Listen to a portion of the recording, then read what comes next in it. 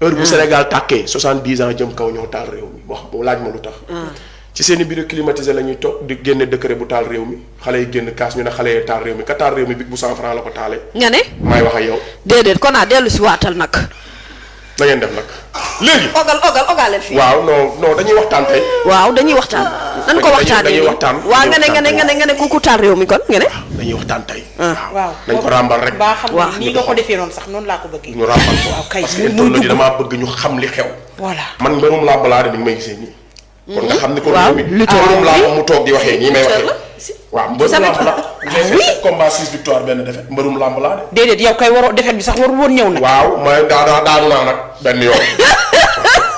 macha allah yal na ndam mi di gën a yokk. bëre yaay daanu waaye. ba mi nag léegi amatuma benn mbër bii laa. waaye nag di nga indi moom mooy tuul nag di nga gëj a seetaani làmb. bàyyi nga fini daa mel ni de gëj naa bëre de depuis ba ma dalee wax lii may wax laa gëj a bëre de 2010 xam naa fini nañ ma de. mbaa du ñu dal ci sponsor yi moo la dal ci làmb gi. déggoo man ngay waxal laa wax.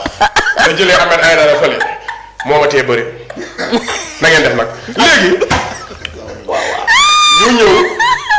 c'est injuste le mal est très profond. bu yaakaar ni bokkoo ci nag sa tour a ngi ñëw chaque waa dëgg de. ñu teg sa moroomu naw la injustice. nga toog ne sama yoon newu ci. sa bës a ngi ñëw. moo tax ñu jug di wax. waaw kon ki xam enjeu yi. mooy li tax ma ni la mbërum làmb laa kenn mësuloon xalaat ni bis dina jot mbërum làmb. toog ci plateau di wax pour la cause des faibles wala muy wax lu nit mën a dégg lu dul maa ngi gërëm maire cere bi maa ngi gërëm ki may daggal t-shirt yi vraiment sama grand yi. wala mu koy bàyyi ak sama mag ñun di wax waxu dof. waaw si. te dafa ñu dina jàpp leen nag. waaw mbërum làmb yi. dañuy yeeru xam nga yaruwuñu dañuy yeeru. dañuy wax noonu parce que ñoom loolu la ñu bëgg di victimiser wu maanaam mbërum làmbay fay 80 millions. koo xam ne salaire u 100000 la am di ko jàppale di ko jëndal léegi. mais noonu la demee donc dañuy dof lu mais ils sont plus intelligents que sax yéen ni ngeen ko yaakaaree. parce que dof du bëre. dañoo yeewu xam li xew mais dañuy innocent la pour lijjanti seen bopp waaye loolu ñoom la parce que kenn ku ne ni nga ñëwee jamono da ngay jàpp booy fi nga yemale sa bopp rek fa la yàlla di yemale. mooy jàppee ni yow boo sa tekki mooy nga am oto am kër am jabar yow rek tekki nga yow soo yoon nekkul sax ci sa dëkkandoo bi nga xamante ne moo ngi dund lu metti dafa am ñoo xam noonu lañ ñëwee jamono ñoom jàpp nañu suñu amee kër am oto rek ñoom tekki nañu seen compte bancaire am tuuti keneen réew mi bu dee tàkk sax garaawul. tant que ñoom ñu ngi baax tant que ñu ngi baax mais ñun nag dañoo jàpp ni tekki dëgg mooy nga fexe askan wi nga jamonanteel ñuy gis seen bopp comme ci argent contribuable maanaam li ñëpp bokk kenn war benn ñu bañ a bàyyi kenn wala ñenn ne ko dënneex lekk te du mujj fenn. waaw kon nag fi ñooy daanelee ci wax leen lan moo tax nguuru Macky Sall mu fayir mission par rapport ak ñun. mooy que on est tellement en avance sur eux. mooy li ñuy nëbb ñun dañ koo xam bu yàgg. léegi nag ñu ne nañu jël justice tey boo gisee RTS moo daan tàkk su tàkkee si 8 heures minuit mu tëj. li nga bëgg a xam. maanaam li mu bëgg nga xam rek loolu la lay traité. waaw RTS soleil moo fi nekk RTS rajo RTS télé. te ñëpp instrument état la. au lieu mu nekk ci au service du peuple comme ni ñu ko waxee télé xaw ma lan rajo télévision sénégalaise. nga xam ne argent contribuable bi mais régime bu ñëw da koy accaparer comme nii. RTS tey. moom mooy def pour man diffusion de fausses nouvelles bu ñu ko dee toppee nit RTS lañ ci war a topp. ndax lan. waaw maay wax ak yéen. ayca ak tamit jël alalu mbooloo utiliser ko nu mu la neexee. loolu ay délit la te waxoo ma sax crime la te RTS ñu ngi koy def ak directeur bu fa mus a jaar. ndax nawet day am buntu RTS fees dell ak ndox ñu def information ne waaw après la pluie c'est le beau temps à Dakar. ay ban beau temps te buntu RTS a ngi fees. mois de mars réew mi tàkk ñu tegi mikke wala ñu teg ay clip mais loolu mooy diffusion de fausses nouvelles. te bu réewu jàmbur dee tàkk nga wane ko kaay. li ñu jàppee Pape Ndiaye.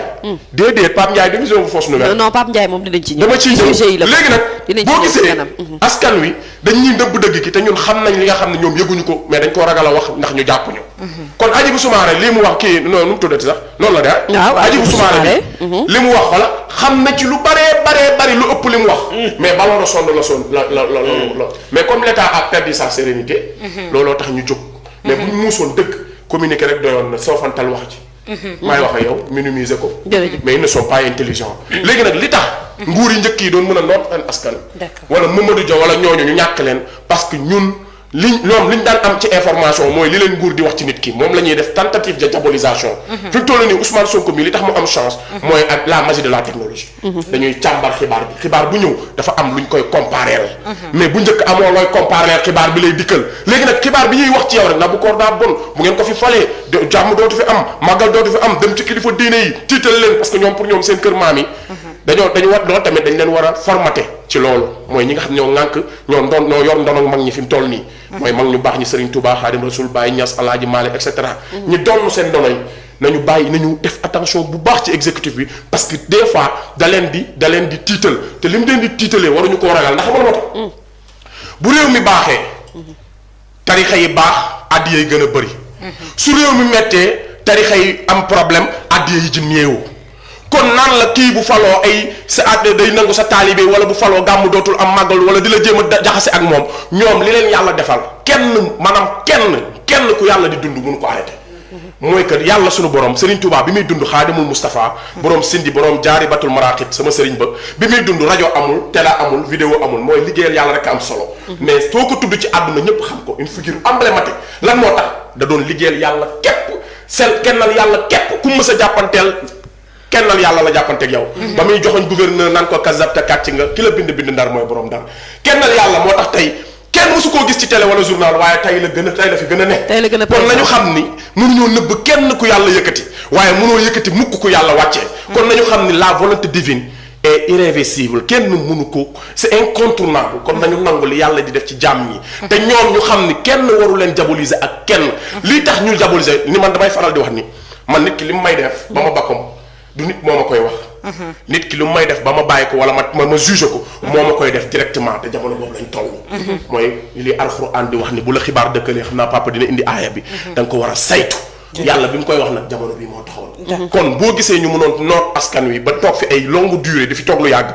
boobu information melu woon nii. mais léegi ñoom dañoo umpale ni ñun dañoo xam ba pare toog moo tax liñ ñu jéem a naxee. xam nañ ko te bu ñu wéetoon ak ñun wala ñu may ñu fit sax ñu wax leen loo xam ne ñoom xamuñu ko ñoom nguur. jërëjëf doo gaaw a bëre de Kona. léegi nag bëre de doo ko gaaw a def. mami Neymar xaw ma Mbappé. bilaay doo gaaw a bëre yow Kona yow mi. léegi dañuy bàyyi Oustaz mu chuté. waaw parce que mu ngi woon ci logique am. boo wàccee rek ñu mën a dem ci Pape Ndiaye soog a ñëw ci. pourquoi cet état perdu sa sérénité ba actuellement série d'emprisonnement yi daal di bëri Sénégal ayca Oustaz. xam nga li sëñ bi wax.